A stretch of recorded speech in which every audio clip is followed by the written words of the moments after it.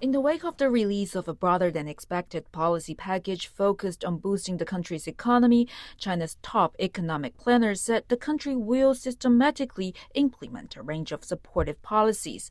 The National Development and Reform Commission also laid out how these policies would address existing worries surrounding economic growth and how these policies would function to generate greater efficacy. In implementing the raft of stimulus policies, there are several targets to hit. We target the downward pressure in economic operation by strengthening counter-cyclonic macro policy adjustments. We target issues such as insufficient domestic demand by focusing more on people's livelihood and promoting consumption. We target difficulties faced by some enterprises by increasing assistance and support and optimizing the business environment. We target the weakness in the real estate market by adopting comprehensive policy measures to promote the stabilizing and recovery of the property market. We target issues such as the previous stock market downturn by introducing a series of powerful and effective measures to boost the capital market. The NDRC said the range of stimulus policies would not only help ensure China meets its growth target for the year, but would also put it in a good starting place for the next 5 years. It also said that despite current headwinds, including a slowing global economy, China's stable and robust growing fundamentals remain unchanged. There are two keywords for understanding China's economy: stability and progress. Stability is reflected in the overall economy. Agricultural production is stable, with a good harvest expected for the whole year. Industrial growth is fast, and the service sector is growing steadily. Investment and consumption continue to grow. Progress is mainly reflected in structural optimization, with new growth drivers accelerating development and expansion. The NDRC also said China will be introducing a batch of major foreign investment projects and other measures to encourage foreign companies to deepen their roots in China and enabling them to, quote, succeed in China. Sun Ye, CGTN, Beijing. Now, what exactly will be the impact of these announcements? Well, earlier we spoke to Trevor Loere, a research and coordination analyst at Development Reimagined from Kampala, to discuss this further. In order for us to assess whether this is a step in the right direction, we must understand where China finds itself today, which obviously is the question you ask. What is the economic environment within which China finds itself? In economic terms, China is dealing with a problem of low aggregate demand. What that means is that the level of spending in the economy is less than ideal. Spending in the economy is what drives economic growth, because as consumers spend, businesses can produce and sell, and by producing, they're creating jobs, and then you have a ripple effect throughout the economy.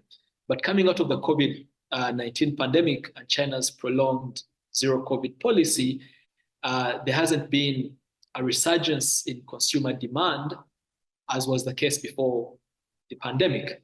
And that has translated into reduced demand, reduced confidence amongst the investment community within and outside China who are interested in putting their money within China. So the government then has to deal with is, how do you jumpstart aggregate demand in the economy? How do you jumpstart the level of spending? And these challenges have been, made more significant because of the debt situation that is within the real estate sector in China's economy. The real estate sector accounts for between 25 to 30%, depending on where you read from, but that's a significant part of the Chinese economy. And because of the debt challenge that existed there, and the way most middle-class Chinese households are intertwined with the real estate sector, demand has slumped. In other words, consumers are less confident about the future and therefore are more likely to err on the side of saving their money. And that is, made all the more significant because within China itself and the broader Asia region, there's just such a strong culture for saving. And if people are not spending, then businesses are not producing enough as well, because it's not as profitable to produce. And in fact, prices have been reducing, falling, or staying stagnant in China over the past almost 2 years. So the environment is an environment of constrained demand. The level of spending from consumers has been limited as a consequence of the COVID-19 pandemic and people tending to be more oriented towards saving. but also the debt situation within the real estate sector, where many middle-class households in China are entertained as part of their savings asset profile. And then that has translated into a lack of investment confidence. If people are not going to spend, there's not much confidence amongst businesses to invest more in China. That being said, it doesn't mean that there's no investment going on at all in China. Consuming continues to happen, to take place. This week alone, the Shanghai Fashion Week is happening. So consumers are spending, but they're not spending enough to sustain the economy and the level of aggregate demand within the economy at the levels that existed before the pandemic. So the measures then that the government has put in place are attempting to address those issues. Whether they will be effective depends fundamentally on if consumers in China, the ordinary people who go out to spend their money on different commodities, will feel confident that the future is promising, that the future is bright. It could be a mixed bag for the African continent. On the positive side, if the government succeeds in jumpstarting the level of expenditure within the economy, African enterprises that produce and sell in China are likely to see an increase in the demand for the exports that they are sending to China. So that would be a welcome development because, as I said, China is an important part of the global economy. And if Chinese consumers are spending, then exporters to China from across the world are able to sell to China, including exporters from Africa.